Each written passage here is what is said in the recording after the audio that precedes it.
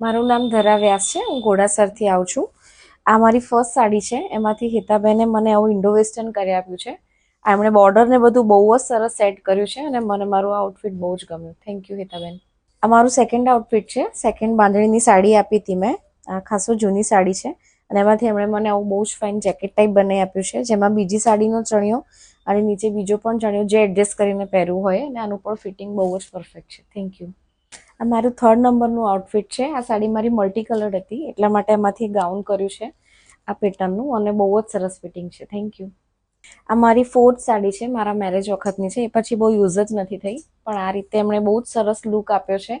અને આ ચણિયો પણ હવે અપકમિંગ ફેસ્ટિવલ સિઝનમાં બહુ જ યુઝ થશે, અને આ ટોપ પણ એવી જ રીતે યુઝ થશે. મને મારું આઉટફિટ પણ બહુ જ ગમ્યું. Thank you so much.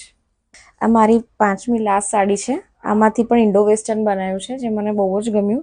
આમાં બધી અનઇવન પેટર્ન